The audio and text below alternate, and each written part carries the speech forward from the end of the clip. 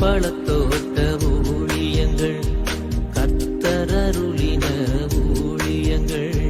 திராட்சை பழத்தோட்ட ஊழியங்கள், கர்த்தரருளின ஊழியங்கள். அவரில் நிலைத்திருந்து கனி கொடுப்போம், கர்த்தர் வாய்க்க செய்வார்.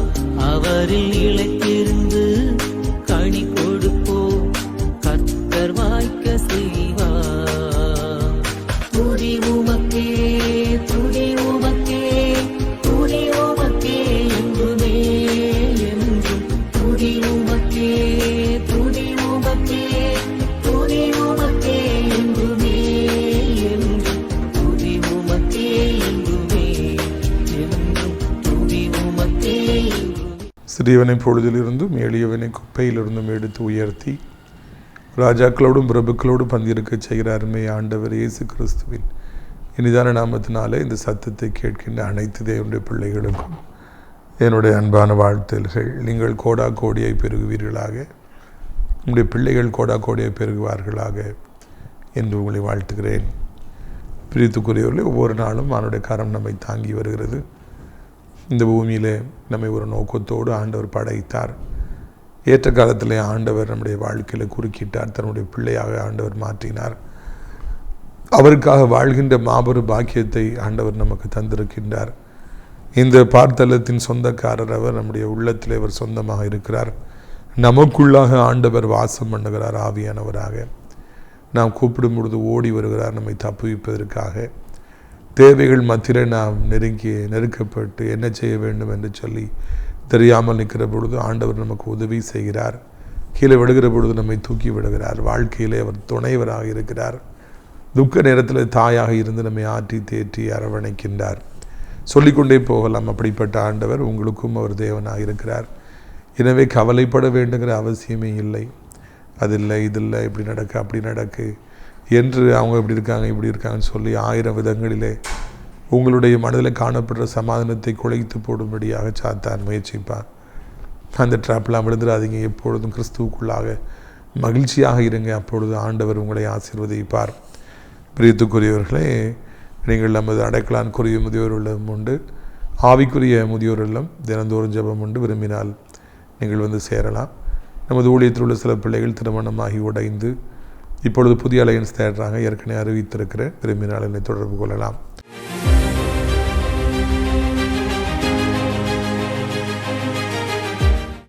பிரியத்துக்குரியவர்களே, 2 ராஜாக்கள் 19:35 அந்த ராத்திரியில் கத்திரிடத்தில் தூதன் புறப்பட்டு வந்து அஸ்ரின் பாளையத்தில் 185,000 பேரை சங்கரித்தானாம். பிரியத்துக்குரியவர்களே, ஒரே ஒரு தூதனை ஆண்டவர் அனுப்பி எசேக்கியா ராஜாவுடைய கண்ணீரை கண்டு அந்த ஜெபத்துக்கு பதில் கொடுக்கிறார். 185,000 எதிரி வீரர்கள், சௌரியவான்கள், இராணுவ வீரர்கள் வெட்டி கொல்லப்பட்டார்களாம். யுத்தத்தில் வல்லவர் ஒரே இரவிலே அந்த ஸ்டோரியை மாற்றுறாரு. அதே தேவன் இன்றைக்கு உங்களுடைய வாழ்க்கையிலும் உங்களுக்கும் அப்படியே அற்புதத்தை செய்ய விரும்புகிறார். உங்களுக்காக தூதர்களை அனுப்ப விரும்புகிறார். உங்கள் எதிரிகளை சங்கரிக்க விரும்புகிறார். உங்களுடைய கடன்களை, தொகையாக இருக்கிற கடன்கள், தொகையாக இருக்கிற வியாதிகள், பொல்லாத ஆவிகள் எல்லாவற்றையும் இந்த நாளில் கர்த்தர் அழிக்க விரும்புகிறார். மகத்துவமான தெய்வத்தை ஆராதிச்சிட்ருக்கு. பயப்படாதீங்க. என்ன சொல்லியிருந்தாலும் பயப்படாதீங்க.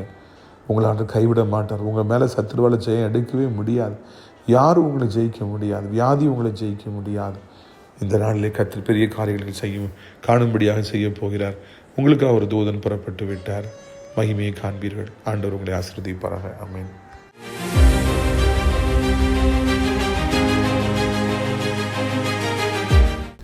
பிரியத்துக்குரியவர்களே, இதனாலில் நம்முடைய பிரயோஜனத்திற்காக சங்கீதங்களின் புஸ்தகம் 1ஆம் அதிகாரம். சங்கீதம் 1ஆம் அதிகாரம் உலகம் முழுதும் உள்ள அத்தனை ஏசப்பாவுடைய பிள்ளைகளுக்கும் மிக முக்கியமான ஒரு சங்கீதம் என்று சொல்லி நான் நினைக்கின்றேன். இந்த சங்கீதம் உங்களுடைய வாழ்க்கையில் மிகப்பெரிய மாற்றத்தை கொண்டு வரும். 150 சங்கீதம் இருக்கிறது.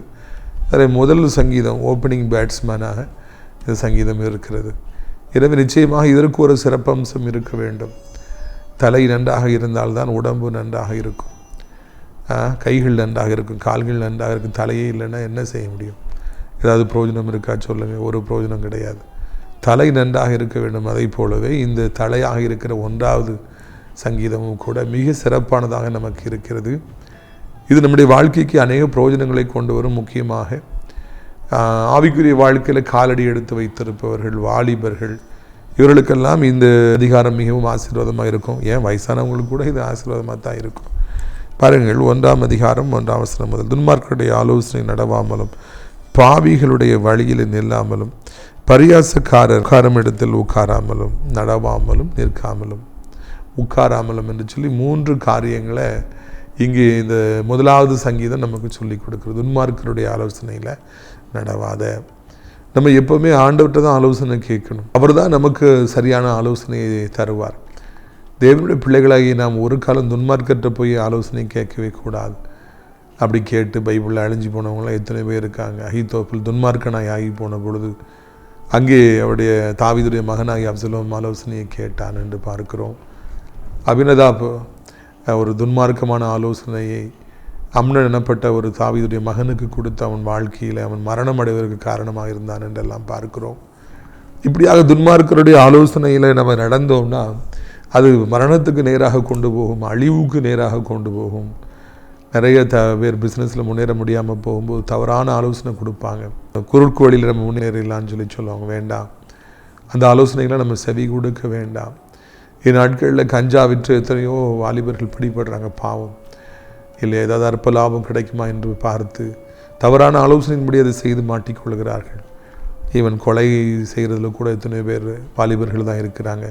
யாராவது தவறான ஆலோசனை கொடுத்து இப்படி ஒன்று நிறைய பணம் கிடைக்குன்னு சொன்ன உடனே அவங்க அப்படியில் போய் மாட்டிக்கிறாங்க. எத்தனையோ தீவிரவாதிகள் அவர்களெல்லாம் உங்கள் குடும்பத்திற்கு அதை செய்யப்படும், இது செய்யப்படும் வாங்க அப்படின்னு அவங்க பணத்திற்காக குடும்பத்துக்காக போகிறாங்க. இல்லை, நமக்கு அப்படிப்பட்ட வழியிலெல்லாம் பணம் வர வேண்டுங்கிற அவசியம் இல்லை. ஆண்டவர் எந்த நிலைமையில் இருந்தாலும் நமக்கு உதவி செய்வதற்கு போதுமானவர். வழியே இல்லாவிட்டாலும் அவர் நமக்காக ஒரு வழியை உண்டாக்குவார். அவர் இல்லாதவைகளை இருக்கிறவைகளை அழைக்கிற தெய்வமாக இருக்கிறார். அதனால் யாராவது துன்மார்க்கர் ஆலோசனை சொன்னாங்கன்னா தூரப்போ அப்படின்னு சொல்லி நீங்கள் வைக்க விட்டுருங்க. அப்புறம் பாவிகளுடைய வழியில் நில்லாமல் என்று நாம் வாசிக்கிறோம். பாவிகளுடைய வழி என்று சொல்லி அந்த வழியில் நம்ம நிற்கவே கூடாது. நான் ஸ்கூலில் காலேஜில் படித்து கொண்டிருந்த அந்த காலங்களையெல்லாம் நான் திரும்பி பார்க்கின்றேன். பாவம் வருகின்ற அந்த வழியில் அநேகர் காத்திருப்பார்கள். பாவத்தை பார்க்கும்படியாக பேசும்படியாக காத்திருப்பாங்க. அங்கே நிற்க வேண்டுங்கிற அவசியமே இல்லை. நாம் அங்கே போய் நிற்போம் என்றால் ஆண்டோட சமூகத்தில் போய் எப்படி நம்ம நிற்க முடியும்? ஆதாமும் ஏவாளும் ஆண்டவருக்கு முன்பாக நின்றார்கள், தினந்தோறும் நின்றார்கள். ஆனால் பாவம் செய்த பொழுது நிற்க முடியவில்லை. அதுதான் அவங்களுடைய வாழ்க்கையில் நம்ம காண்கின்ற மிக முக்கியமான ஒரு காரியம். தேவனுடைய சமூகத்தில் நிற்க வேண்டும் என்று நீங்கள் உண்மையிலே விரும்புவீர்கள் என்றால், அவரை தேட வேண்டும் என்று உண்மையிலே நீங்கள் விரும்புவீர்கள் என்றால், ஜெபிக்கிற பொழுது உடனடியாக ஆண்டவருடைய பிரசன்னம் உங்கள் மீது இறங்க வேண்டும். நீங்கள் நல்லபடியாய் கிறிஸ்துவுக்குள்ளே முன்னேற வேண்டும். எப்பொழுதும் கர்த்தருடைய பிள்ளைகளாக இருக்கணும்னு சொல்லி நினச்சிங்கன்னா பாவிகளுடைய வழியில் போய் நிற்க முடியாது. ஒரு காலம் நாம் நிற்கவே முடியாது. அங்கேயும் நான் நிற்பேன், ஆண்டோட சமூகத்தில் நிற்பேன்னு சொல்லினா ஒரு நோ காம்ப்ரமைஸ் ஆட்டால். எனவே மிகவும் கவனமாக நாம் இருக்கும்படியாக, ஒருத்தர் 2 பேர் இருக்க மாட்டாங்க, பாவியும் செய்கிறவங்க கூடி நிற்பாங்க. அதில் போய் நாமும் அந்த கம்பெனியில் போய் நிற்க முடியாது. பாவமான காரியங்களை பேச முடியாது. அது வேண்டவே வேண்டாம் என்று சொல்லி நாம் பார்க்கிறோம். அடுத்ததாக அதை நம்ம சரியானபடி பரியாசக்காரர் உட்காரும் இடத்தில் உட்காராமலும், சேர்ந்துட்டாங்களாலே உட்காந்துட்டாங்களாலே பரியாசம்தான். வர போகிறவங்கள பக்கத்து வீட்டுக்காரங்களை கிண்டல் பண்ணுறது, கேலி பண்ணுறது, பரியாசம் செய்கிறது இது தொட்டு இருக்கிற ஒரு காரியம். பரியாசக்கார உட்கார இடத்துல உட்காராத, அது ஆண்டவருக்கு அருவருப்பானது என்று சொல்லி முதல் வசனமே நமக்கு சொல்லி கொடுக்கின்றது. ஏராளமான பரியாசக்காரர்கள் இந்த பூமியில் இருக்கிறாங்க. யாரையாவது பரியாசம் செய்யவில்லை என்றால் அவர்களுக்கு நித்திரை வராது. சில வருடங்களுக்கு முன்பு நான் வேலை பார்த்து கொண்டிருந்த பொழுது ஒரு ப்ரொஃபஸர், அவர் ஒரு ஃப்ரஸ்ட்ரேட்டட் மேன், எப்பவுமே அவர் ஒரு மனம் நொந்து போன மாதிரியே இருப்பார். அவருக்கு நிம்மதியாகவே இருக்க மாட்டார். கொஞ்சம் வித்தியாசமாக ஃபைண்ட் த ஆட் மேன் அவுட்டில் அவரை சேர்க்கலாம். அவருடைய ஒரு நேச்சரை நான் பார்த்து அதிர்ச்சி அடைவேன். யாரையாவது பிடிக்கலைன்னா யாரையாவது திட்டுற மாதிரி இங்கே ஒருத்தர் திட்டுவார், சாடை போடுறதுன்னு சொல்லி ஊரில் சொல்லுவாங்க. பயங்கர கொடூரமாக பேசுவார். அவங்களுக்கு பிடிக்கல அப்படின்னா பயங்கர கொடூரமாக பேசுவார். இதில் எங்கே படிச்சுட்டு வந்தாருன்னு சொல்லி தெரியல. ஒரு பேராசிரியர் வந்த பிறகு இது அழகா அப்படி யாரையாவது சாடை போட்டு திட்டலாமா? பண்ணக்கூடாது அல்லவா? ஆனால் அவர் அதெல்லாம் தாராளமாக செய்வார். அதை வச்சு ஒரு நாள் வருத்தப்பட்டது போகல. நான் பார்த்து இப்படி ஆச்சரியப்பட்டுகிட்டே இருப்பேன். பிரியத்துக்குரியவர்களே, இப்படியாக பரியாசம் செய்பவர்கள், பிறரை வேதனைப்படுத்துபவர்கள், பாவம் செய்யணும், கர்த்தருக்கு தூரமாக போகணுங்கிற வழியில் நிற்கிறது.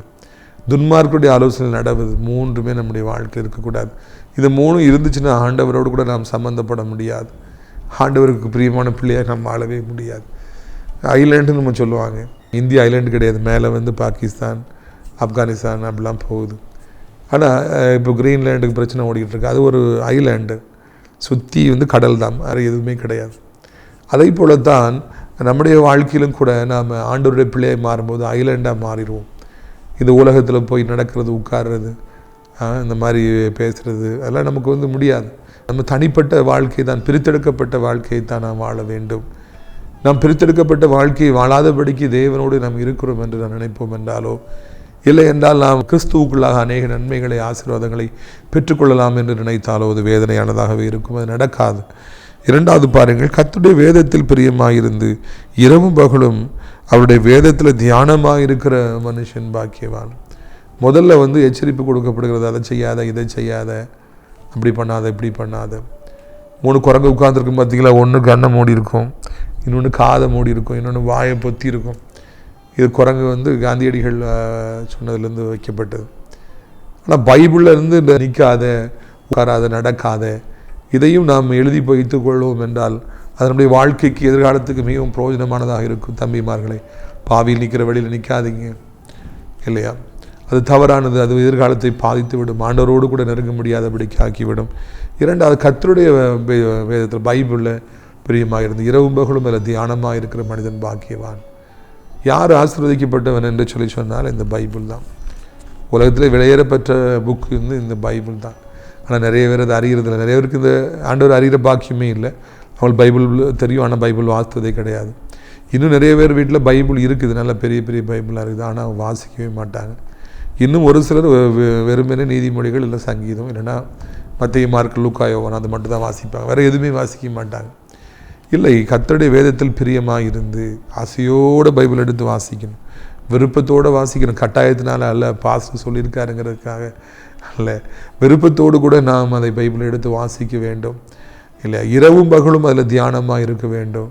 நம்முடைய மனது இரவும் பகலும் எதை பற்றி சிந்திக்குது, எது நமக்கு முக்கியமாக இருக்குது, பொக்கிஷமாக இருக்குது, பைபிள் பொக்கிஷமாக இருக்குதா, பைபிள் நடக்கிற சம்பவங்கள் பொக்கிஷமாக இருக்கிறதா, அதையே நம்ம யோசிச்சுட்டு இருக்கிறோம். பைபிளில் அந்த சம்பவம் இப்படி நடந்திருக்கு, எலியா இப்படி பண்ணார், எலிசா இப்படி பண்ணார், இதெல்லாம் நம்ம சிந்தித்து கொண்டே இருக்கிறோம், மனசில் ஓடிக்கிட்டே இருக்குதா? அப்படி உங்களுக்கு ஓட முடியும் என்றால் நீங்கள் ஒரு பாக்கியவான், ஒரு ஆசீர்வதிக்கப்பட்ட மனிதன். கர்த்தர் அதை தான் விரும்புகிறார். அவருடைய புக்கு தான் இந்த Bible. God has given a book, a presentation for us that is called as Bible. அதை கண்டிப்பாக நாம் வாசிக்க வேண்டும். அன்றைக்கு ஒரு குருவானவர் ஐயா நம்முடைய அடைக்கலான் குருதி முதியோர்களுக்கு பிரசங்கம் பண்ண வந்திருந்தாங்க. அவங்க நல்லா அழகாக பிரசங்கம் பண்ணுவாங்க. இன்னும் அவங்க ரிட்டையர்ட் ஆகலை. அப்போ அன்றைக்கி அவங்க பேசினாங்க, அவருடைய மனைவி குறித்து சொன்னாங்க. அவருடைய மனைவி ஒரு குருவானவருடைய மகள், அவங்கள தான் இவங்க கல்யாணம் பண்ணியிருக்கிறாங்க. அப்போ சொன்னாங்க, அவங்க அப்பா நல்ல ஆவிக்குரிய முறையில் வளர்த்தாங்க, ஐயர்வாளுங்கிறதுனால என் மனைவியை டெய்லி இன்றைக்கி வரைக்கும் 5 அதிகாரம் வாசிக்காமல் இருக்க மாட்டான் அப்படின்னு சொல்லி சாட்சியாக சொன்னாங்க. நான் கேட்டவுடனே ரொம்ப தொடப்பட்டேன். அப்பொழுது எனக்குள்ளே ஒரு அவா ஏற்பட்டது, நாமும் ஒரு நாளைக்கு குறைந்தபட்சம் 5 சாப்டர் அது வாசிக்க வேண்டும். இதை மாத்திரம் நீங்கள் செஞ்சு பாருங்கள். இந்த உலகத்தில் உங்களை யாருமே அசைக்க முடியாது, எந்த வியாதியும் அசைக்க முடியாது, எந்த பொல்லாத மனுஷனும் ஆவி உங்களுக்கு முன்னால் நிற்க முடியாது. நீங்கள் மாபெரும் பலன் உள்ளவராக வாழ்க்கையில் இருப்பீங்க. This is what very very important. Minimum 5 chapters in the life of words. Vastu பாருங்கள், உலகத்திலே வல்லமையான ஒரு மனிதனாக நீங்கள் மாறுவீர்கள். உங்களை அத்தனை கேள்விகளுக்கும் அதில் ஒரு பதில் இருக்கும். நீங்கள் பைபிளை பற்றி சிந்திச்சிட்டு இருக்கீங்க, இரவும் பகலும் அதே யோசிச்சுட்டு இருக்கீங்கன்னா உங்களுக்கு ப்ரெஷர் வராது, உங்களுக்கு சுகர் வராது, உங்களுக்கு டென்ஷன் வராது, உங்களுக்கு தேவையில்லாத எந்த மன ஓட்டமும் வராது. ஆனால் நிறைய பேர் கவலைப்பட்டு சிந்தித்து ஸ்ட்ரெஸ் ஆகி ஸ்பேசம் ஆகி அவங்கெல்லாம் பல வியாதிகளில் சிக்கிக் கொள்கிறார்கள். காரணம் என்ன? அவருடைய மனதை பைபிள் உள்ள வஸ்திரங்கள் நிரப்பவில்லை, மாறாக கவலைகள் தான் நிரப்பியிருக்கிறது. நிறையருடைய மனதில் பிள்ளைகளை குறித்த கவலை, வேலையை குறித்த கவலை, பணம் தேவைகளை குறித்த கவலை, அதிலே தான் இரவு பகலும் அவங்க சிந்திச்சுட்டே இருக்கிறாங்க. அதனால் அவங்க வியாதிப்பட்டு பலகீனப்பட்டு எக்ஸசைஸ்லாம் பண்ண, வாக்கிங் பண்ண விருப்பம் இல்லாதபடி, இல்லாட்டி சந்தோஷமாக இருக்க விருப்பம் இல்லாதபடி, கிறிஸ்துவுக்குள்ளே மகிழ்ச்சியாக இருக்க முடியாதபடி தோற்கடிக்கப்படுறாங்க. எங்கள் அப்பாலாம் கடைசி காலத்தில் ரொம்ப கவலையே பட்டுட்டு இருப்பாங்க. ஒரு ராஜாவை போல வாழ்ந்த அவர்கள் கடைசி காலத்தில் ஏதோ சில தவறுகள் ஏற்பட்டு அங்கே பண வாசல்கள்லாம் மூடப்பட்ட பிறகு அவங்களுக்கு பணம் இல்லை, ராஜா மாதிரி இருந்து செலவு பண்ணவங்க கையில் காசு இல்லை, எல்லார்ட்டையும் காசு கேட்க வேண்டிய நிலைமை. அப்போ துக்கமாகவே இருப்பாங்க, கவலைப்பட்டுகிட்டே இருப்பாங்க. அது தான் அவர்களுக்கு அழிவை ஏற்படுத்தியது. பிரியத்துக்குரிய கஷ்டங்கள் வரலாம், வரக்கூடாது வரலாம், வியாதிகள் வரக்கூடாது வரலாம், வந்தாலும் அந்த மத்தியில் கிறிஸ்துவுக்குள்ள சந்தோஷமாக இருக்கணும். சந்தோஷமாக இருக்கணும்னா பைபிளோட வசனங்களால் நம்ம மைண்டு நிரப்பணும். அதை பற்றியே கவலைப்பட்டுட்டு இருக்குது, அதை பற்றியே யோசிச்சுட்டு இருக்கிறது, ஐயோ ஐயோ நான் அழுதுகிட்டே இருக்கிறது, புலம்பிக்கிட்டே இருக்கிறது. முதலாவது அதை நிறுத்துங்கள். What is done is done, it cannot be Anton. நடந்தது அதை யாரும் மாற்ற முடியாது. அதனால் நாம் எப்பொழுதுமே எப்படி ஆகிப்போச்சு அப்படி ஆகிப்போச்சுன்னா சொல்லி கவலைப்பட்டு அதையே சிந்திக்காதீங்க. ஆண்டவருடைய வசனங்களை, பைபிள் நடந்த சம்பவங்களை தியானிங்க. தேவனுடைய தாசருடைய வாழ்க்கையில் ஊழியங்களை எல்லாம் யோசித்து பாருங்கள், ஆசீர்வதிக்கப்பட்டவர்களாக இருப்பீங்க. மூன்றாவது, அவன் நீர்க்காலின் ஓரமாய் நடப்பட்டு தன் காலத்தில் தன் கனியை தந்து இலையுறாதிருக்கிற மரத்தை போல் இருப்பான்.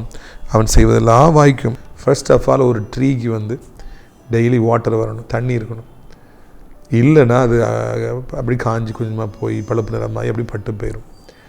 தண்ணீர் வேணும். அது சில நம்ம ஊரில் திருநெல்வேலி தூத்துக்குள்ள மழை காலத்தில் தாமிரபரணில் தண்ணி வருது, வருஷம் தண்ணி வருது, நிறைய ஆர்டர் கொடுக்குறாரு. அது எல்லாம் அப்படி புண்ணக்காயில் போய் கடலில் போய் கிடக்குது. சிறுவைகுண்டம் அணை, கொங்கராய்க்குறிச்சி அணை, அதெல்லாம் நீங்கள் அதெல்லாம் பார்த்து, அணையா அல்லது பாலமா, அதில் போய் பார்த்தீங்கன்னா முள் செடின்னும் எவ்வளவோ இருக்குது. அதெல்லாம் நல்லா க்ளீன் பண்ணி நல்லா தோண்டி வச்சாலே அதில் எவ்வளவோ ஸ்டோர் பண்ணலாம். நம்ம அப்படி செய்கிறதில்ல. எவ்வளவோ அரசியல் கட்சிகள் வருகின்றன, போகின்றன, மாற்றங்கள் வருது. ஆனால் யாருமே அதை துப்புரவு பண்ணணும்னு நினைக்கிற தண்ணிலாம் அப்படி போயிட்டே இருக்குது, வேஸ்ட்டாக கடலில் போய் சேர்ந்துருது. இது எத்தனை வருஷமாக நடக்குது. பிறகு தண்ணி பஞ்சம் ஏற்படுது. மே மாதத்தில் தண்ணி இருக்கிறது இல்லை. பிறகு மழை வரும்னு காத்திருக்கணும். மழை வரும்போது அது தோண்டி வைக்கிறது இல்லையே, பிறகு எல்லாம் வேஸ்ட்டாக போயிடுது.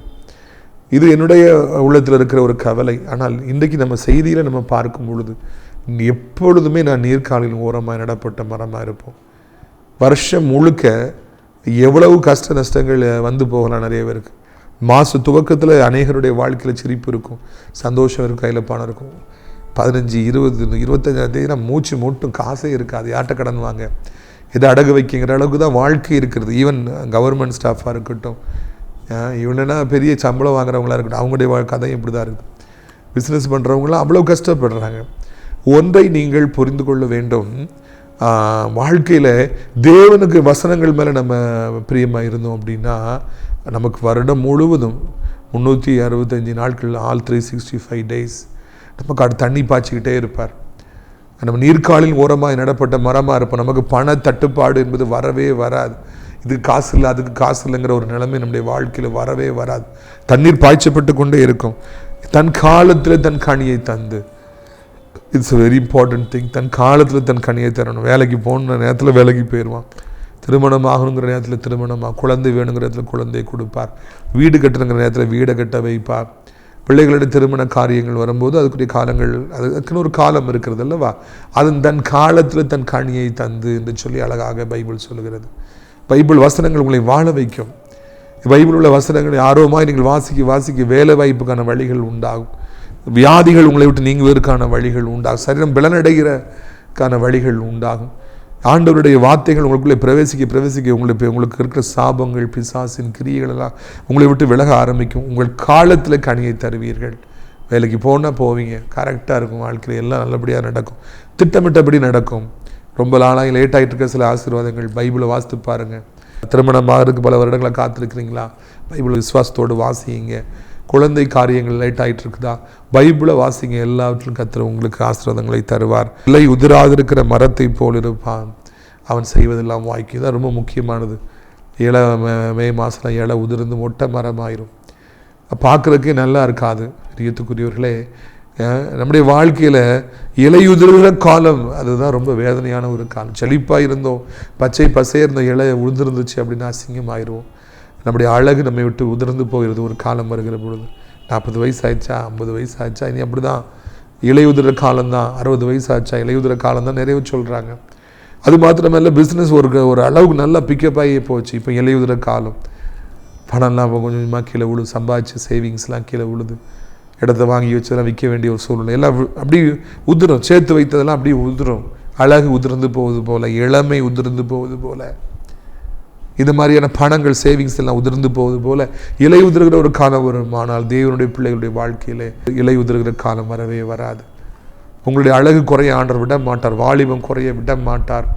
கண் பார்வை குறைய ஆண்டவர் விட மாட்டார். காது கேட்கிற தன்மை குறைய ஆண்டவர் விட மாட்டார்.